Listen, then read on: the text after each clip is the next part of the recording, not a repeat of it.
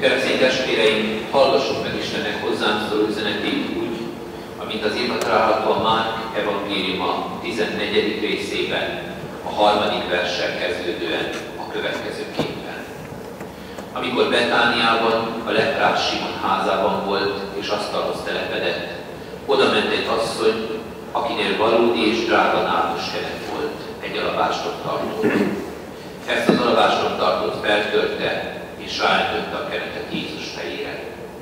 Egyesek hosszakodtak magukban, mire való a kenetnek ez a pazarlása, hiszen el lehetett volna ezt adni több mint 300 dinárért, és a pénzt szegényeknek szétosztani. És megharagudtak az asszonyra. De Jézus ezt mondta, hagyjátok őt, miért bántjátok, hiszen jót tett velem. Mert a szegények mindig veletek vannak, és amikor csak akartok, jót tehetek velük. Én azonban nem leszek mindig veletek. Megtette, amit tőle telt, előre megkente a testemet a temetésre. Bizony mondom néktek, hogy az egész világon bárhol hirdetik majd az evangéliumot, amit az asszony tett, azt is elmondják majd az ő emlékezetére. A kegyelmi Isten tegy áldotta az ő igéjét, hogy a mi urunk beszéde lakozzék mi bennünk gazdagon, és mi sok és áldott gyümölcsöt teremjük az ő dicsőségére. Ezért imádkozzunk most.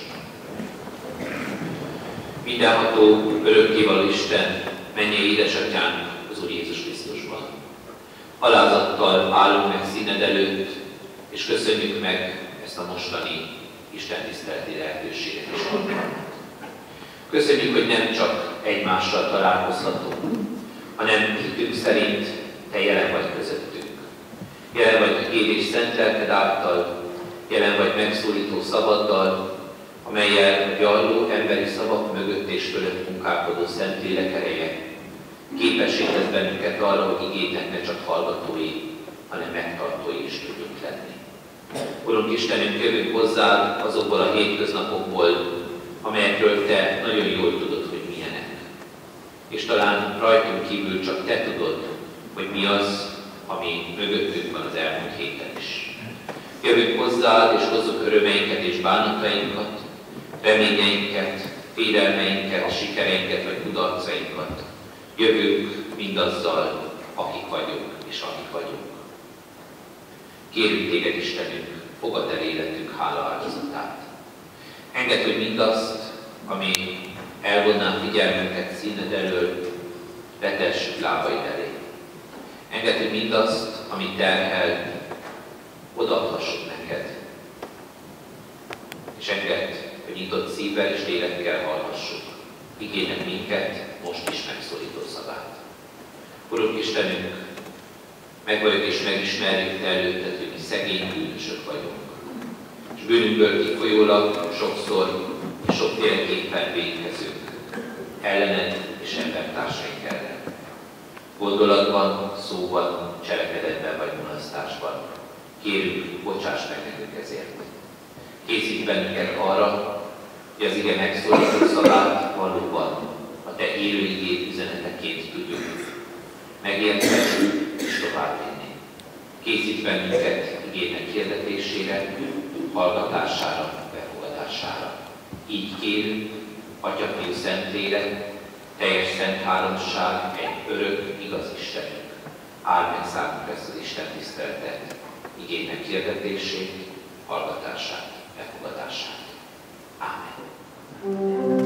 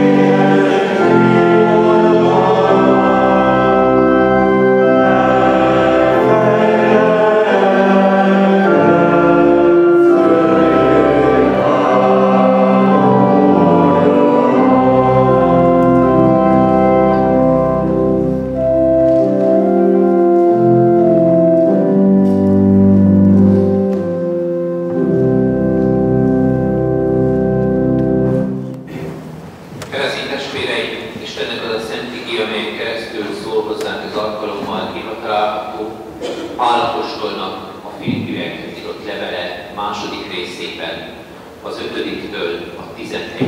terjedő versekben.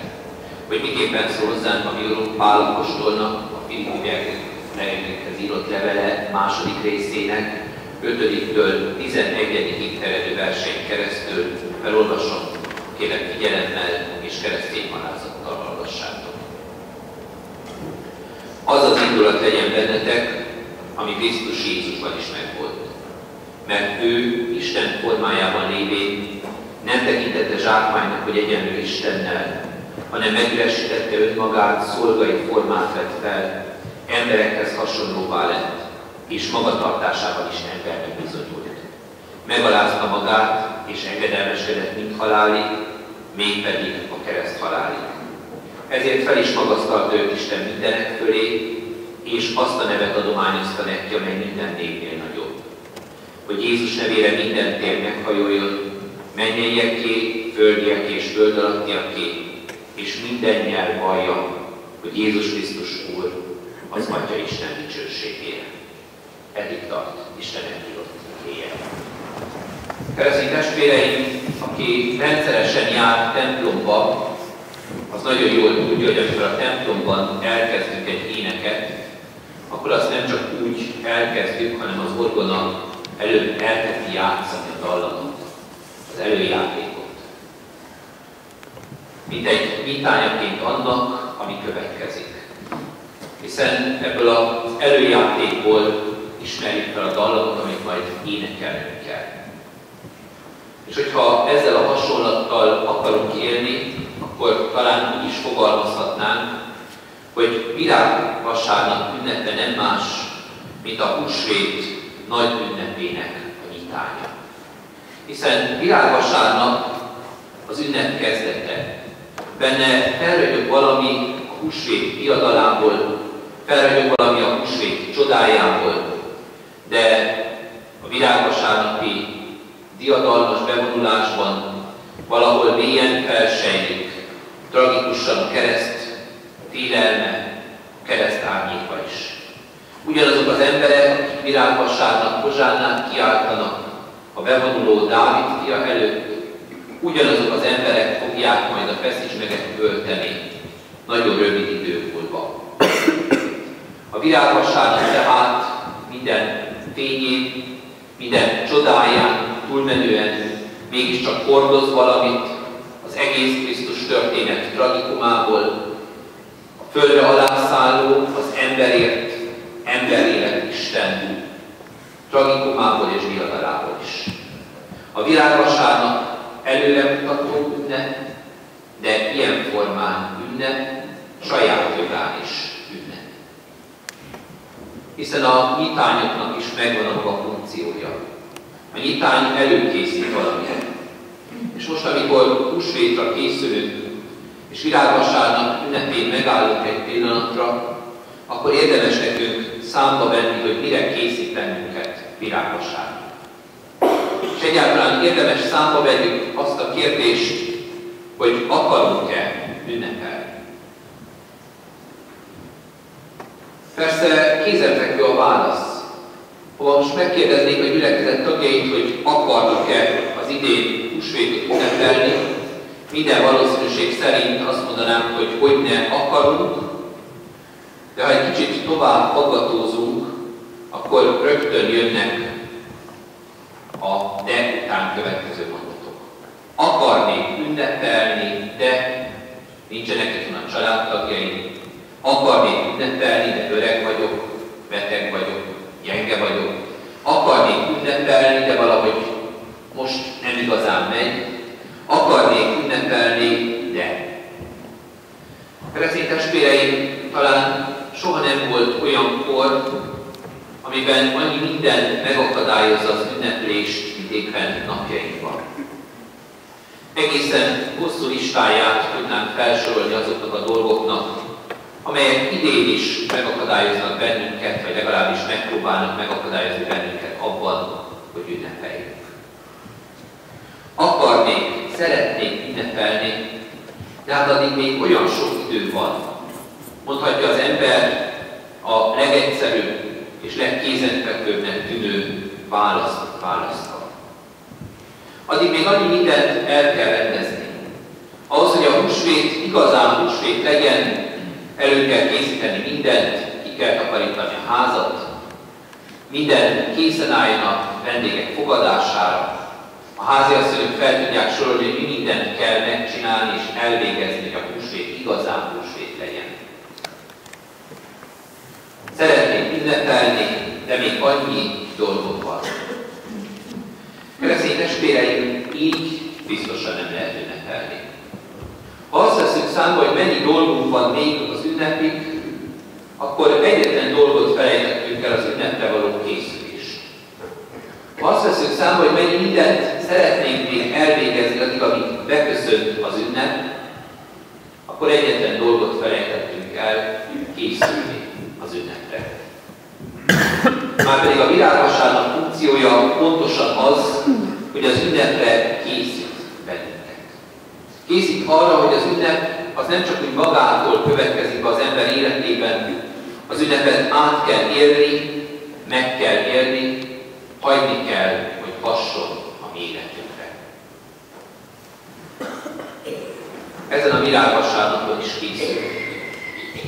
És hagyjuk, hogy az Úristen hasson a mi életünkre. Mert alapigény pontosan erre az ünneplésre való előkészítésünket kívánja szolgálni, azzal, hogy felragyogtatja előttünk, mit teljesen életünk, mi az, amit ünnepelünk igazából húsvétban.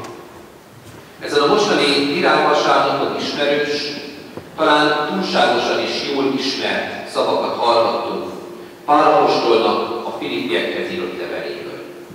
Abból a levélből, amely lényege szerint összefoglalása mindannak, amit az apostol fontosnak tart elmondani egy olyan gyülekezet számára, amelyet különösen szívéből szeret. Felolvasott alapigényt ugyanis Krisztus életének rövid, tömör, utolérhetetlen tömörség összefoglalása. Összefoglalása mindannak, amit Isten tesz Krisztusban életünk, és amiért okunk van hálát adni. Felolvasott alapigényben Pál apostol azt mondja el gyülekezetének, és ezt halljuk most, ezen a mostani vasárnapon, különös és kiemelt üzenetként is, hogy Isten Krisztusban cselekedett ezért a világért. Nem hagyta, hogy a világ elvesszen. Abban a Krisztusban cselekedett, akiről felolvasott alapigény azt mondja, megüresítette magát, megalázta magát, és felmagasztatta. Keresztény testvéreim, hadd járjuk végig gondolatban ezt az utat. A megüresítés, a megaláztatás, a felmagasztatás útját. Hogy megértsük, miért fontos az ünnepre készülni. Hogy miért nem jó az, ha csak úgy beesünk az ünnep ajtaján. Hogy miért nem jó, ha nem hagyjuk, hogy az ünnep hasson rá. Pál apostol akkor, amikor Jézus Krisztus üzenetének és egész élet történetének a lényegét akarja megosztani a gyülekezet tagjaival, először is azt mondja el, hogy Jézus Krisztus megüresítette önmagát. A mai ember nem igazán tud mit kezdeni ezzel a kifejezéssel. Megüresítette magát. Hogyan történt ez? Egyáltalán mit jelent ez, és mit kezdjünk vele? Tudunk-e még valamit kezdeni ezzel a szóval, amelynek jelentése, mintha messzi idők homályába veszne, hogy Krisztus megüresítette magát életünk? Próbálja meg lefordítani ezt úgy, hogy egy kicsit közelebb kerüljön hozzá. És az egyik ilyen lehetőség lefordítani ezt a nehézkes szót, hogy megüresítette magát.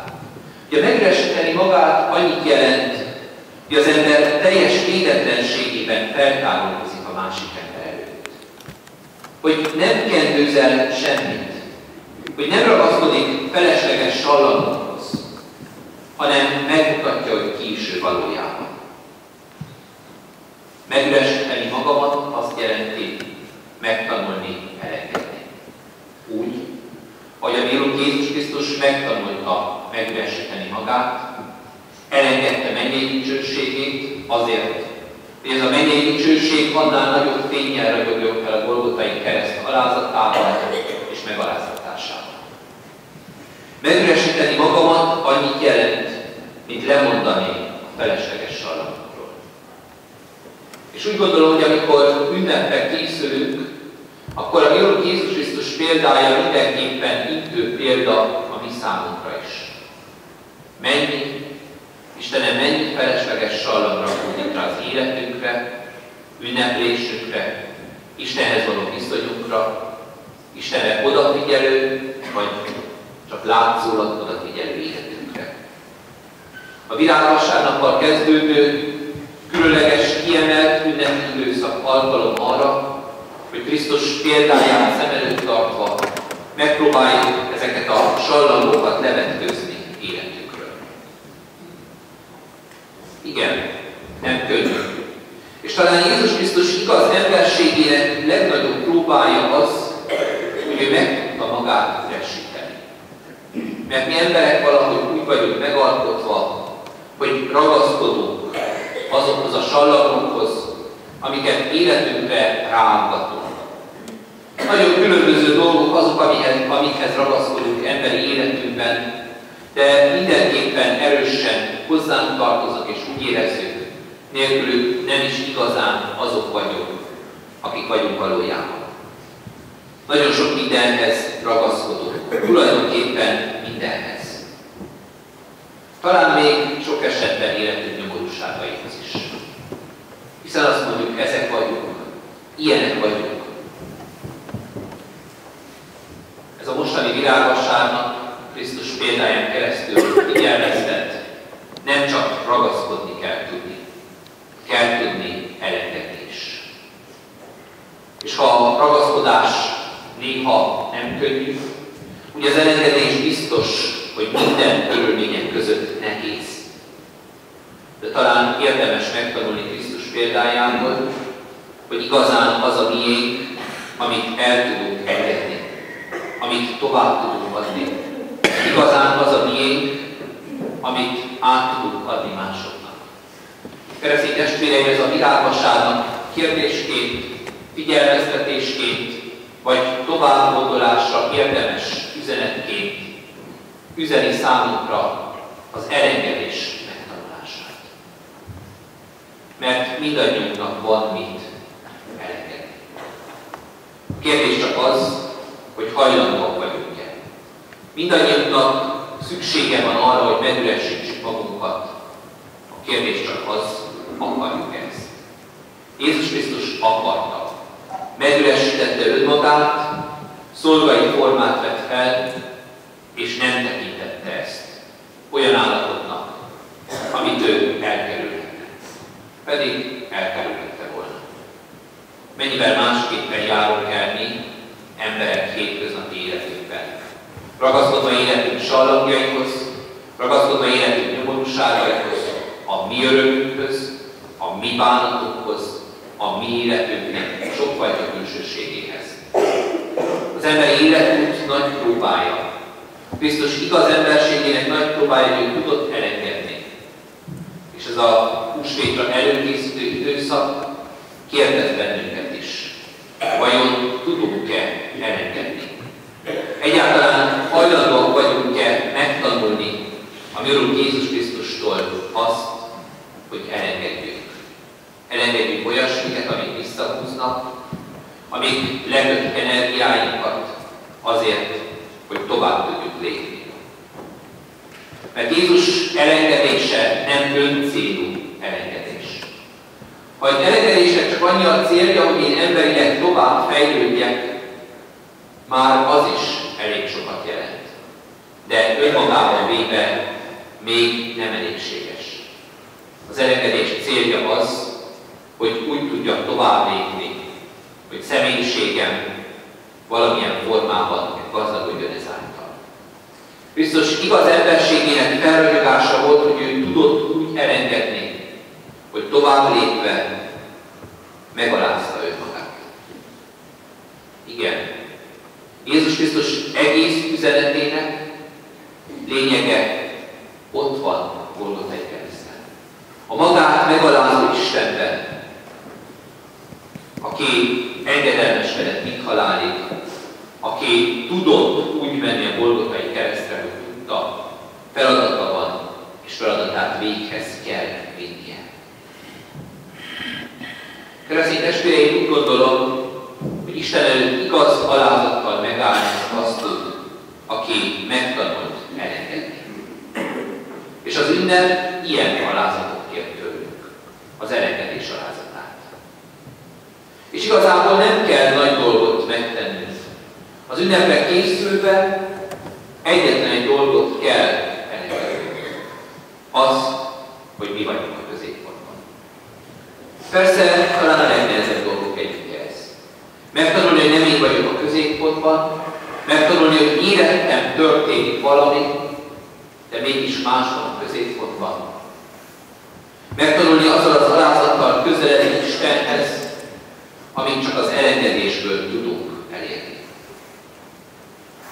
Az alázat, az ünnepre készülés alázata, az elengedésből megszülető ajándék alázata nem egy könnyű út. De fel nem vállalása egyértelműen Jézus Krisztus útjának fel nem vállalását jelenti. Ha ő képes volt megalázni magát, Isten ennyivel kevesebbet kér tőlünk. Nem azt kéri, hogy alázzuk meg magunkat, csak azt kéri, engedjük el azt a kényszerképzetet, hogy mi vagyunk a középpont. Persze életünk történik minden, de nem mi vagyunk a középpont. Felolvasott alapigénk harmadik üzenete pontosan ez, hogy életed történik minden. Hogy Isten azért küldte el az ő fiát, azért üresítette meg magát a Krisztus, azért alázta meg magát, hogy megdicsőítethessen, és benne az igaz ember dicsőítethessen meg. A húsvét diadalmas üzenete az, hogy nem a megaláztatásé az utolsó szó. Keresztény testvéreim, amikor húsvétra készülünk, akkor a nagypénteket és húsvétot együtt látó keresztény ember számára világos üzenetként szólal meg, nem a nagypénteki az utolsó szó. Nem a Golgothai keresztés, nem a halálé, hanem a halálon győzedelmes Istené. A világvasárnapi bevonulás ugyanis megerőlegezi a húsvét dicsőségét is. Megerőlegezi azt a diadalmat, amivel Isten győz a halálon azért, hogy az ember emberi életet élhessen. És úgy gondolom, ha valaha és valamikor, akkor ez a mostani időkben élő emberek számára különlegesen és fontos üzenet. Isten megdicsőítette Krisztust azért, hogy lássuk, ki áll mellette. Isten megdicsőítette Krisztus azért, hogy lássuk, ki az, akit követni érdemes. Követni a megüresítésben, követni a szükséges a megaláztatásban, követni az úton, amelyen haladni egyedül érdemes. Ünnepre készülünk, és az ünnep az idén is kérdez. Hogyan készülsz az ünnepre? A krisztusi életutat követve és járva, vagy pedig saját életutathoz makacsol, már kényszeresen ragaszkodva? Isten tervét elfogadva, vagy saját jónak vélt és jónak tudott terveidet erőszakkal megvalósítva? Az ünnep kérdez, de a feleletet nekünk magunknak kell megadnunk. Adja mindenható Isten, hogy úgy ki tudjuk készülni erre az ünnepre, és úgy tudjuk válaszolni a mi Urunk Jézus Krisztus kérdésére és szavára, hogy valóban valljuk meg, nem csak az ünnepen, de életünk minden idejében, hogy igen, Jézus Krisztus Úr, Atya Isten dicsőségére. Ez az egyetlen lehetőség, de ez elégséges. Ámen. Mindenható, örökkévaló Isten, alázattal hajtunk fejet színed előtt, megköszönve hogy most is figyelmeztet bennünket arra az útra, amely előttünk áll. Köszönjük, hogy az ünnep nem tör csak úgy be az életünkbe, hanem rákészülhetünk. Az ünnepre való készülésben igény újra és újra segítséget nyújt. Légy áldott Istenünk, hogy a mi Urunk Jézus Krisztus életünk megtett életútja újra és újra rádöbbent és ráébreszt bennünket arra, hogy mi az, amit elvársz tőlünk. Urunk, előtted állunk, és Te látod, hogy mennyi minden van, amit nem tudunk elengedni. Mert úgy érezzük, hogy azáltal kevesebbek leszünk. Engedd, hogy meglássuk és megértsük. Ha megtanulunk Krisztus szerint elengedni, akkor azon az úton járunk, ahol ő jár előttünk, és ha ő előttünk jár, utunk célhoz ér.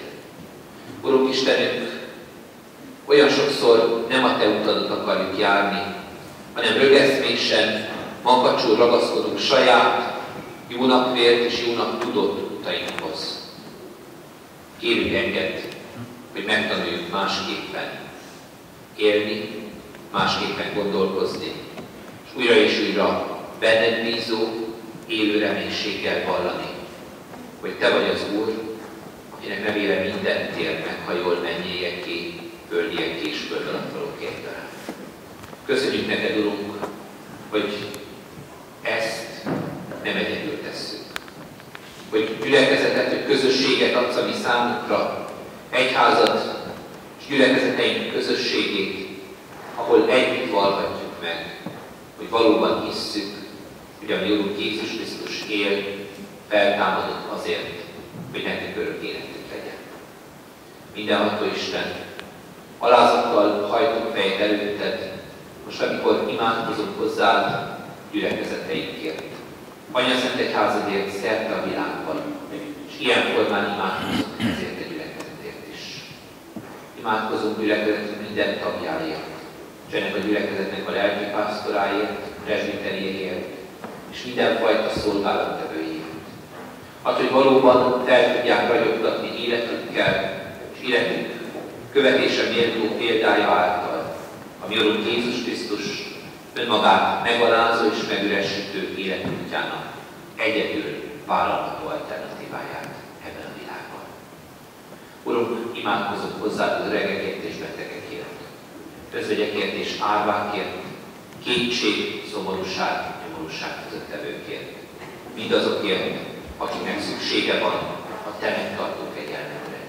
Urunk Istenünk, kérjük Téged, áld meg életünket, és áld meg ennek a gyülekezetnek az életét, hogy valóban olyan hely lehessen, ahol újra és újra szól igét, figyelmeztet, tanít, előre visz.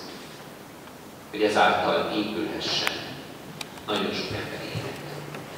Így kérünk Téged, Istenünk, hallgass meg imádságunkban most, amikor csendes imádságban elég visszük életünket. Áldott az Isten, aki meghallgatja könyörgésünk szavát. Mi Atyánk, aki a mennyekben vagy, szenteltessék meg a Te neved. Jöjjön a Te országod, legyen meg a Te akaratod, amint a mennyben, úgy a földön is. Minden addig kenyerünket add meg nekünk ma, és bocsáss meg vétkeinket, miképpen mi is megbocsátunk az ellenünk vétkezőknek.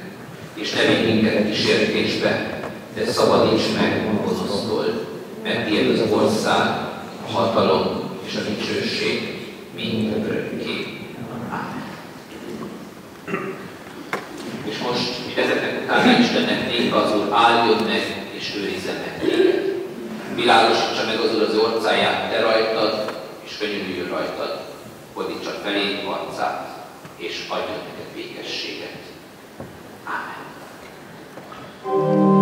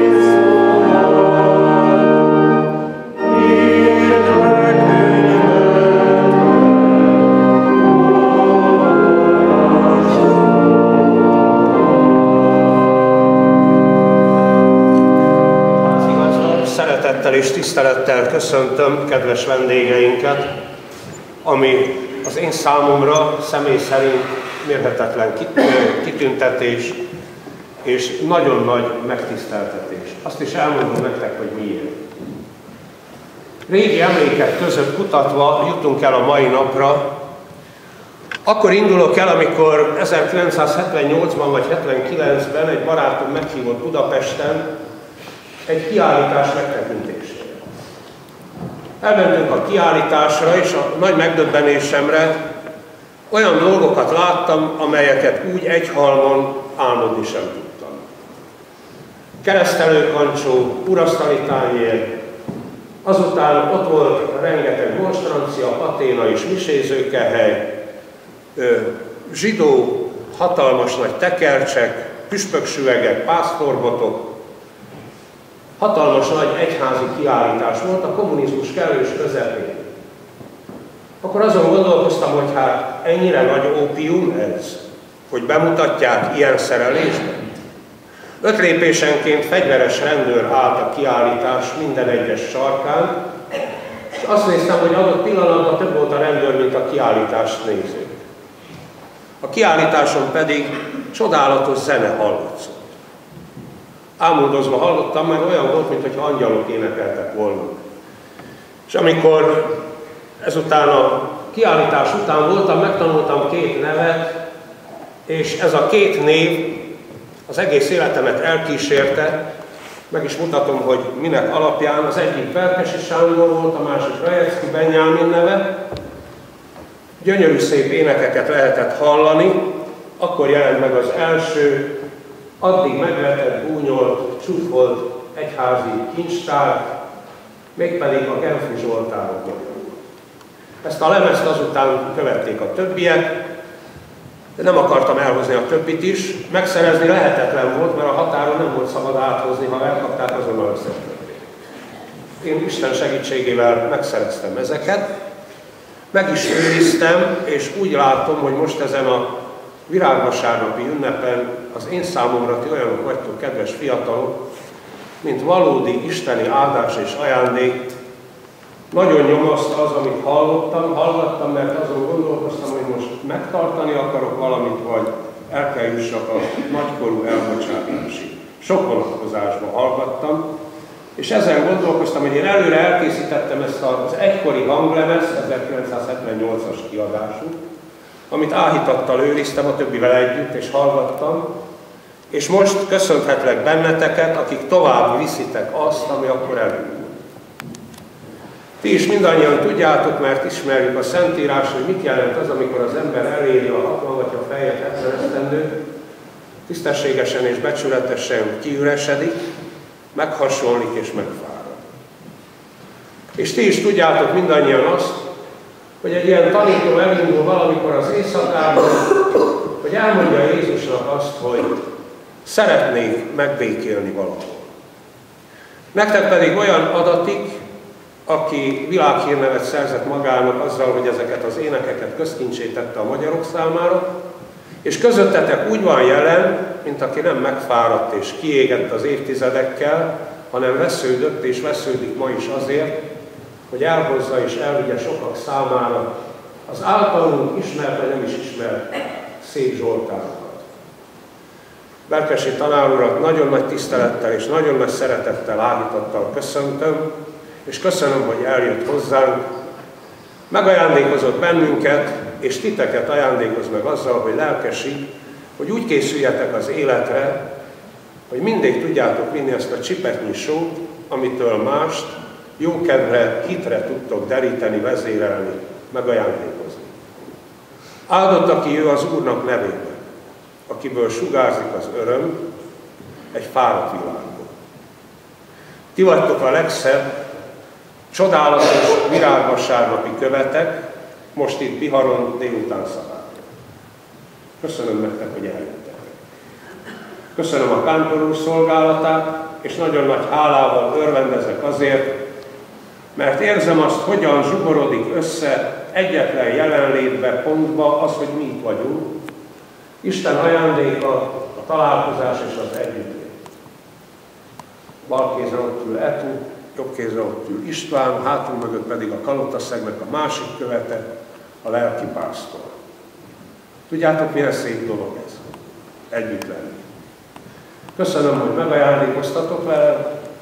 Kívánom Isten áldását az életetekre, szolgáljatok, tegyetek bizonyságot arról, hogy az ég és a föld minden csodálatos nagy kínálatával, reklámjával, hódító, kábító ajándékával nagyszerű.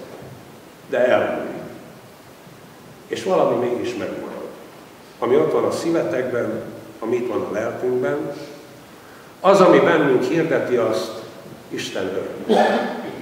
Kérlek, jöjjetek el ide most, foglaljátok el helyeteket, és kérem lelkesi tanárodat, vegye át a házigazday szerepet a továbbiakban. Köszönöm, hogy eljöttetek. Legyen áldott az Isten, aki valósággá teszi nekünk, ott az Olajfák hegyén, Jeruzsálem bejáratánál ezt a virágvasárnapi pillanatot. Ugye szabad örülni? Hát akkor örüljünk.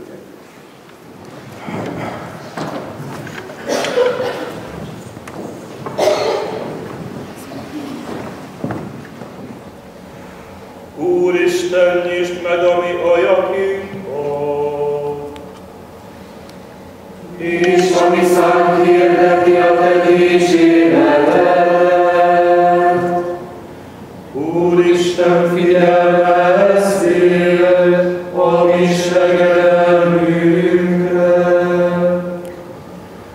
Uram Isten, siess minket megsegíteni, minden szükségünkben, Krisztus Jézusért, mi Urunkért és megváltónkért.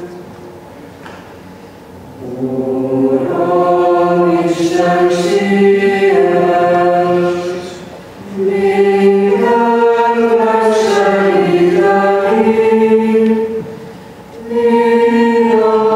szükségünk.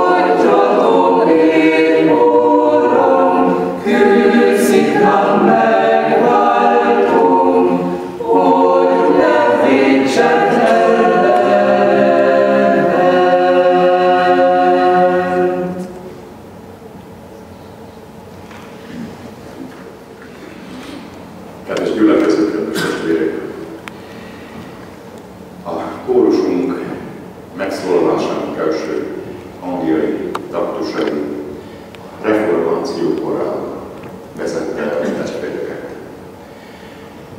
16. században, a reformáció első idejében így énekeltek a gyülekezetek.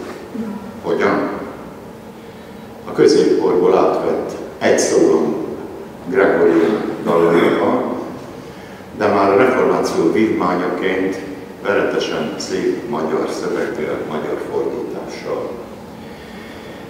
Huszár Gál, egykori Debrecenben is működő reformátor, nyomdász, énekszerző, elérfogásza volt, ami az első megszólalásunk volt, majd pedig a négyszólamú Genfi Zsoltár, Marotti György, a kántus alapítójának a négyszólamú harmóniájában.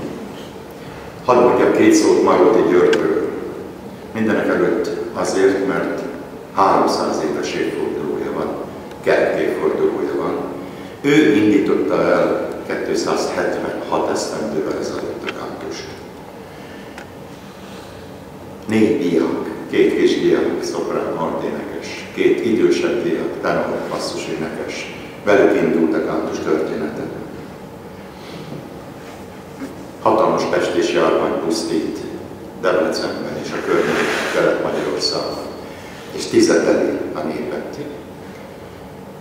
Mi lett volna logikus messze menekülni a járvány elől? És Marotti professzor, neki rengeteg mindenhez értett, nem csak a zenéhez, matematikához, nyelvészethez, teológiához. Elhatározza, hogy vigasztalja a környéket, Debrecen népét. Tudjuk, rengeteg temetés volt a pestis járvány, meghaltjait elbúcsúztatandó. És olyan sok volt, hogy lelkészek nem győzték. És ez a 4 diák, ez a 4 énekes diák ment, és ha több nem, egy Zsoltár verssel búcsúztatta el a halottat. Ez a 4 diák 4 szólamban énekelt. Honnan vették ezt a 4 szólamságot? Marotti György Nyugat-Európát járta fiatal tanárként, talán korábban diákként. És mit hallott? A 4 szólamú gyülekezeti éneket. A 4 szólamú gyülekezeti éneket. Mint ahogy itt vagyunk most testvérek.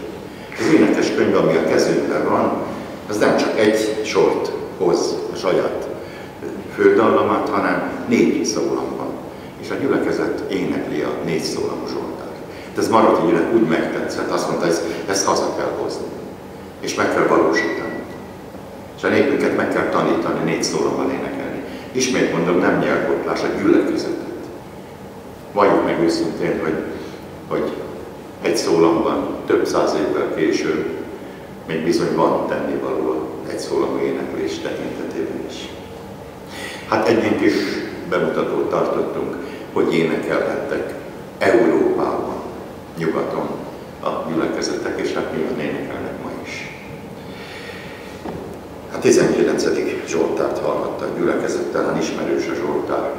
Ez hangzott most el 4 szólamban, Marci Ernő karmegy dirigálásával. Egy Zsoltár következik most, de egy furcsa párosítás szövegnek és dallamnak. Tudni, irodalmáraink vetették föl már évekkel ezelőtt, hogy Kölcseinek a himnusza, amit hát mindannyian énekelünk, mint nemzeti imádságot, addig, amíg Erkel Ferenc nem írt hozzá dallamot, hát addig nem ismerhette népünk azt a himnuszt, amit ma énekelünk. Mivel Kölcsei a református kollégiumnak volt diákja, valószínűleg ismerhette a Zsoltárok dallamát. Elképzelhető, hogy Zsoltár dallamra írta a szöveget, ami aztán később egy pályázat révén Erkel Ferenc dallamával kötődött össze. Mi most bemutatnánk Kölcsei himnuszának első 2 verszakát, de a 130. Genfi Zsoltár dallammal.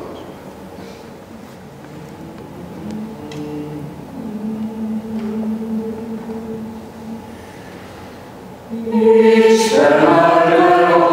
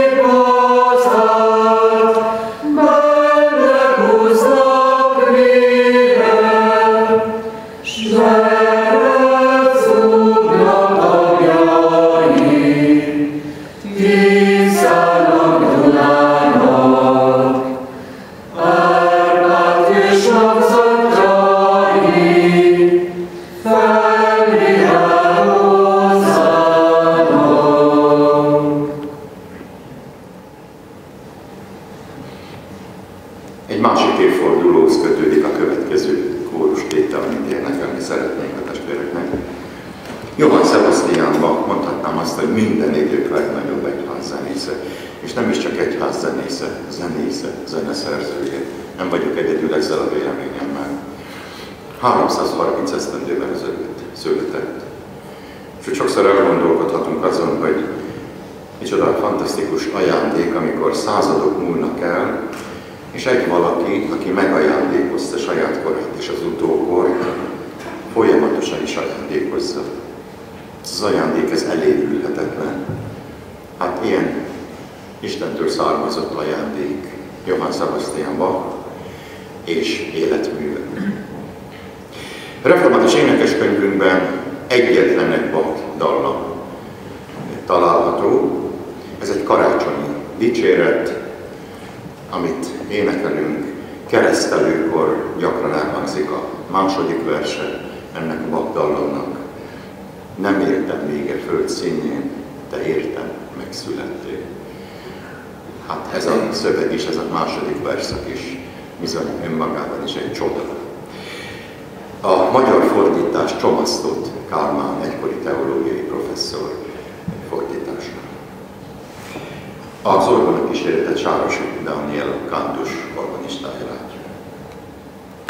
Oh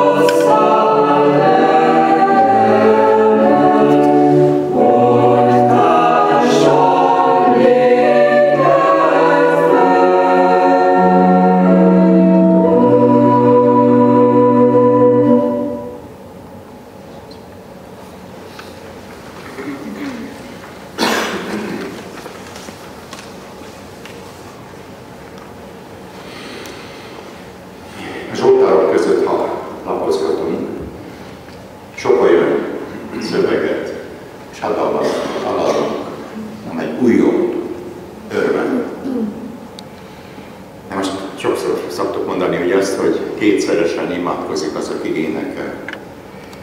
Ez vonatkozik a zenére is. Egy zene többszörösen tud újongani, ha a dallam, a ritmus szárnyára kapja, és valami hordozó rakétaként a magasba elmegy. Ilyen tétel következik most. Egy olasz barokk zeneszerző, Benedetto Marcello tétele, a Teremtő dicséret.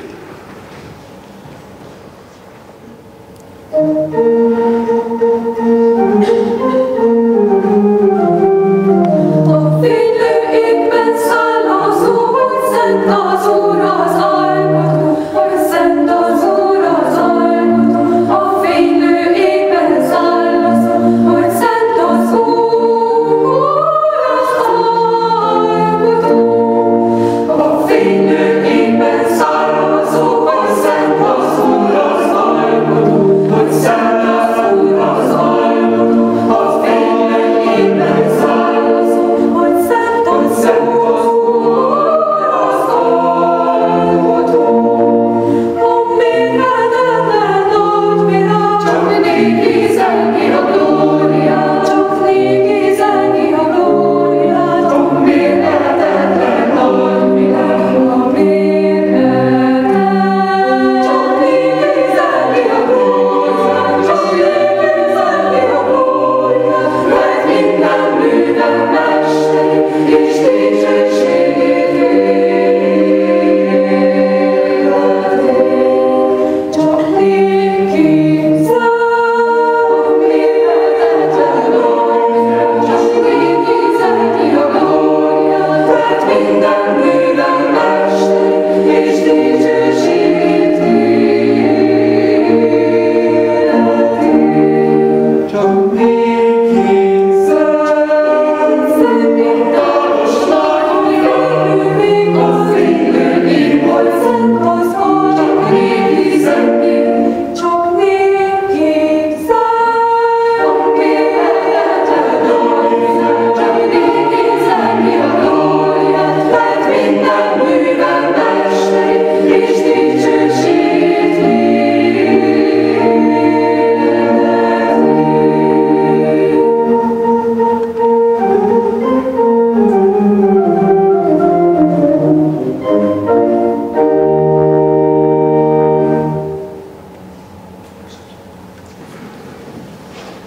Fantasztikus, sokféleképpen lehet az Isten nagyságát dicsérni és megfogalmazni. Itt most a lendület, a ritmus, és hát a dal volt az, ami együttesen fogalmazta meg a szövegnek a lényegét. Most egy egészen másfajta megközelítés következik, egy ünnepélyes, méltóságteljes zene, de a lényeg most is ugyanaz. Mert az Isten hatalmas Úr, mondja a szöveg, de a zeneszerző most már nem a barokk kor, hanem későbbi kor, a romantika, a 19. század, amely a nagy német mester Mendelssohn egy Zsoltár kompozíciójából lesz egy tétel. A 95. Zsoltár egy tételét most ismét Marci elnevezik.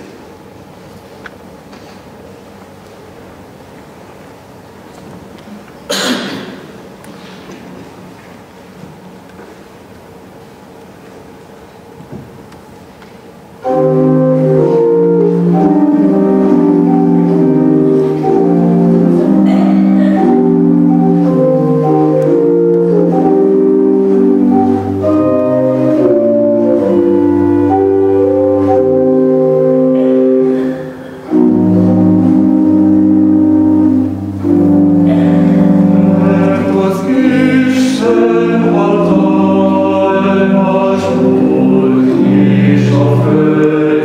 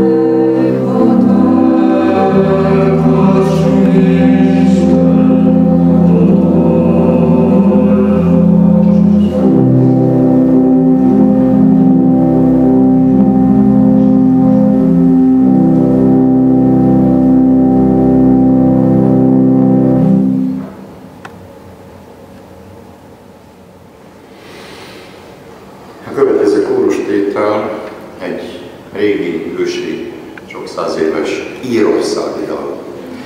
Bizonyára testvérek meghallják, akkor ismerős lesz, sőt, biztosan tudom, hogy sokan szeretik is, régóta ismerve a dallamot.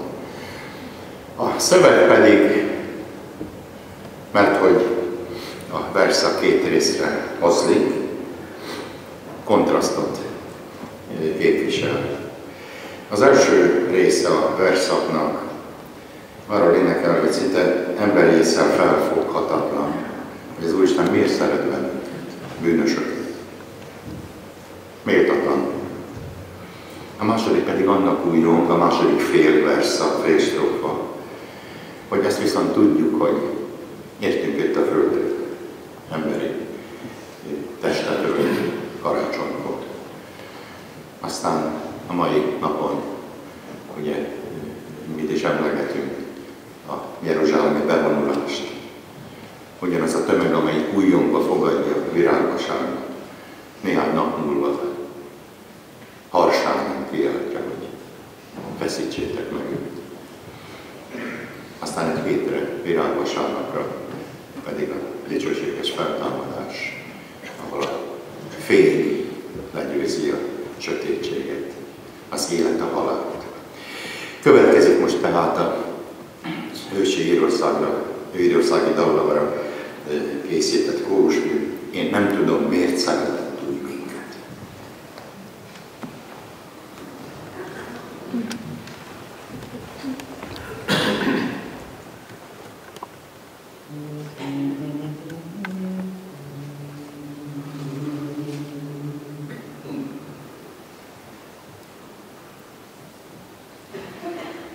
Én nem tudom, miért szeretett úgy minket.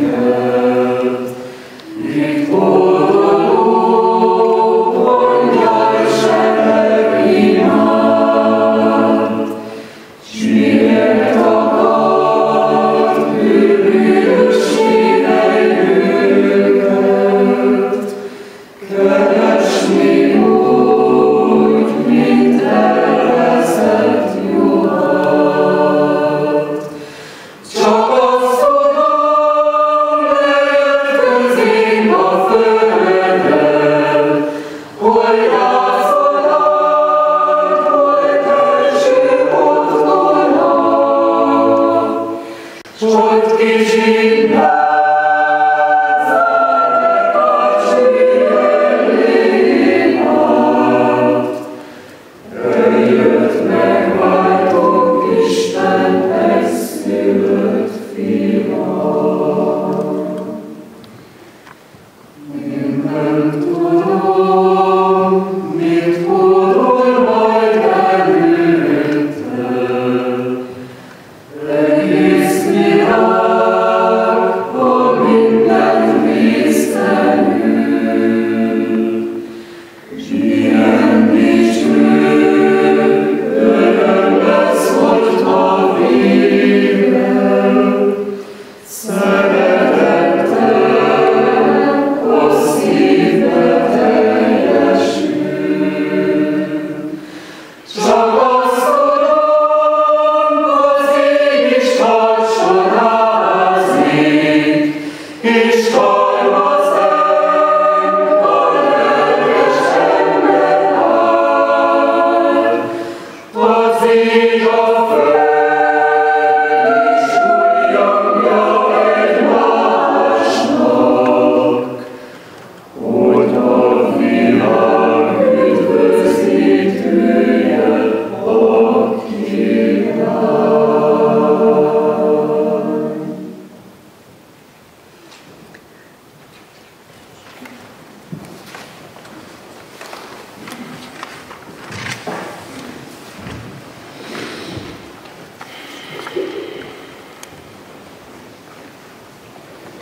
Következő kórusmű zeneszerzője egy mai díjas zeneszerző, Kocsár Miklós, debreceni diák volt, a kollégiumnak is rövid ideig gimnáziumi diákja volt, és hát mint egykori Debrecenhez kapcsolódó, később aztán híres debreceni költő versét választotta feldolgozásául. Fazekas Mihály verse. Amikor rátaláltunk erre a kórusműre, megvalóan őszintén nem tudtam, hogy Fazekas Mihálynak versei is vannak. Ez egy gyönyörűséges vers, azt kell mondjam róla, hogy akkor is lehet evangéliumi mondani valója és vigasztalása, ha nem történetesen és nem konkrétan bibliai eszüket. Ezt remélem, hogy a testvéreim is meglátják, meghallják majd, amikor most ezt elénekeljük. A latin cím így önmagában talán nem sokat mond, exsurge cor meum, így aztán egy-két mondatot szívesen felolvasok előzetesként a darabból. Szívem emelkedjél, míg ügyed ártatlan, légy tántoríthatatlan. A rossz szerencsének s rendetlenségének pálmát ne engedjél, szívem emelkedjél. Csak dühösködjetek, mennyköves fellegek, szórjatok lángot eget. Mindig nem tartotok, majd más csillagzatok lenyomják mérgetek, csak dühösködjetek. A nagy lélek nem fél, akármint fújjon a szél.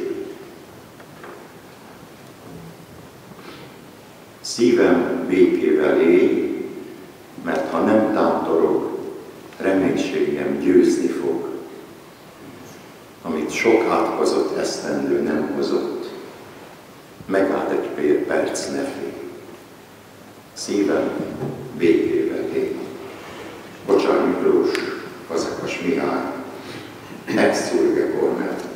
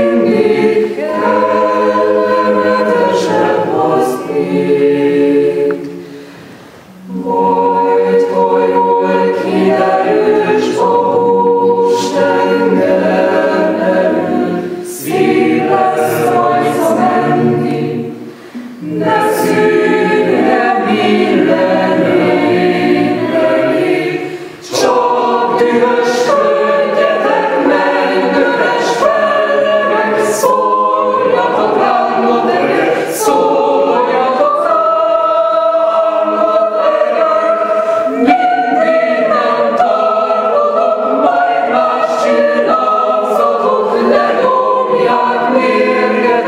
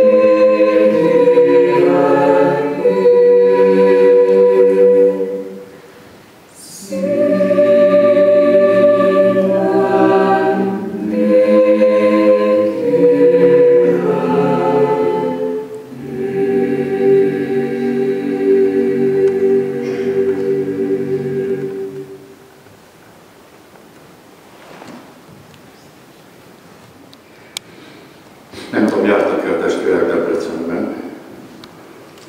Jártak biztos sokat. A nagy templom kollégium körül is megtetszettek látogatni. Nem szabad kihagyni. Hát valaki Debrecenben jön, akkor tessék szíves körbejárni. A kollégiumot most még egyenlőre nem nagy élmény meglátogatni, mert nagy átalakítások vannak, de ha elkészül, akkor viszont nagyon érdemes lesz majd ezt is megnézni. Bizonyára lesz, aki majd meg is mutatja, és szívesen a testvérek ezt bőrbe is vezet. Meg a nagy templom. A kettő között, a Kálvin tér közepén egy dépceg szobor. Az ember kilép a kollégiumból, mondhatom majdnem azt, hogy ő fogadja. Bocskai Isten fejben. Róla el szoktuk mondani azt, hogy az egyetlen győztes magyar szabadságharc vezetői. Hát ez keserős mondat, hogy hát csak egy volt így. Annál is inkább becsüljük őt. Egy debreceni költő, egyébként nem túlságosan ismerős a költő, debreceni Szappanyos János verse lesz a következő szövege, Bocskai István köszöntése. A dallam pedig egy egzotikus keleti dallam, tipikus keleti népi hangvételű dallam, a kettő egymást erősíti. Következik tehát Bocskai fejedet köszöntése.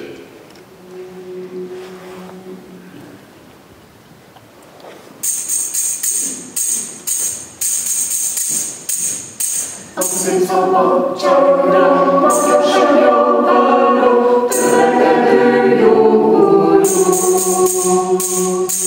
Úri dicsőségben, biztos mennyekben, halálszállat járnál. Szolai ruhába, katona formába, hallgassák azt, mit írunk. Szíven örvendő, vasalnak évedő, viszéző öltözőben. Sisakban fegyverben, lovakon nyergetben, sátor alatt mezőben. Egy odahet sokkában, de azért hígságban, magyarok örömében.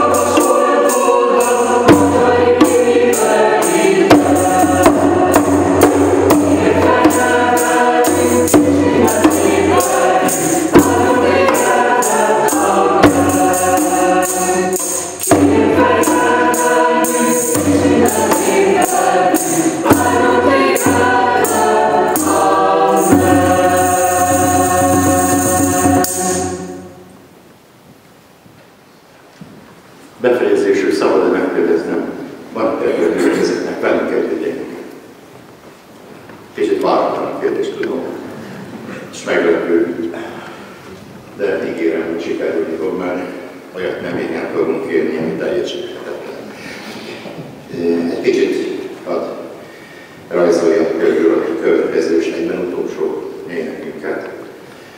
Keressük az ifjúsági énekeket, az újabbat, amik a ifjaknak szólnak, itt látom a két sornyi kedves fiatalokat a jövő gyülekezetben.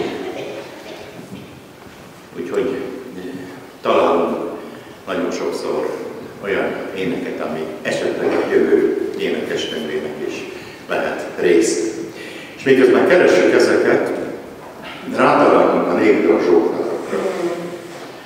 A címben benne van rögtön a lényeg, népdal. Sok száz éves magyar népdalok.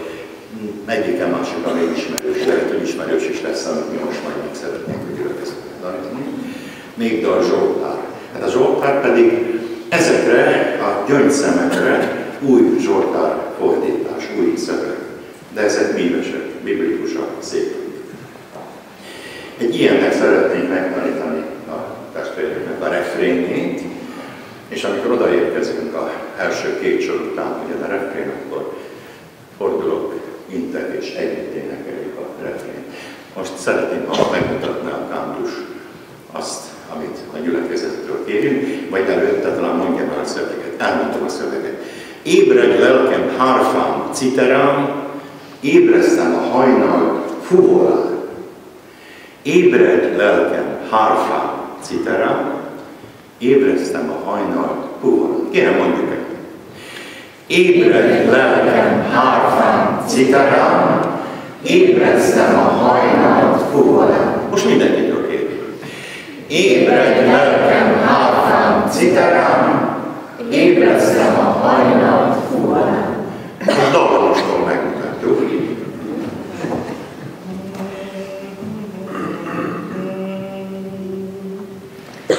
Ébredj lelkem hárfám, citerám, ébresztem a hajnal fuvolán. Kinek ismerős ez a két dallamsor? Senki. Nem, pillanat alatt az lesz. Segítünk röviden. Ébredj lelkem hárfám, citerám, ébresztem a hajnal fuvolán. Biztos van, aki most már velük együtt ilyenben. Ébredj lelkem hárfám, citerám, ébresztem a hajnal fuvolán. Na most bátran kérem mindenkit. Ébredj lelkem hárfám, citerám, ébresztem a hajnal fuvolán. Na még egy kicsit bátran, és akkor megveszünk. Ébredj lelkem hárfám, citerám, ébresztem a hajnal fuvolán. Köszönöm a károsnak, kérek csak a gyülekezetet. Ébredj lelkem hárfám, citerám, ébresztem a hajnal. És még egyszer kérem. Ébredj lelkem hárfám, citerám, ébresztem a hajnal fuvolán. Picit lelassult közben. Én pontosan a folytatotját szeretném, hogy gyorsuljunk be. Amikor ismételjük, másodszor már gyorsuljunk be. Na most már kérem a támogatást és mindannyiunkat. Ébredj lelkem hárfám, citerám, ébresztem a hajnal fuvolán. Ébredj lelkem hárfám, citerám, ébresztem a hajnal fuvolán. Na, ez most már nagyon szép, hogy egy érdemes rögzíteni is a ébredőt, tessék szívekbe kapcsolni. Jó. Énekelünk egy néhány strófát, az eleje a miénk lesz, a refrén pedig kérem, hogy legyen közös énekünk, és ezzel az utolsó ének számomra köszönjük meg a gyülekezetnek a hívást és a tisztelő lehetőséget, hogy mi szolgálhatunk.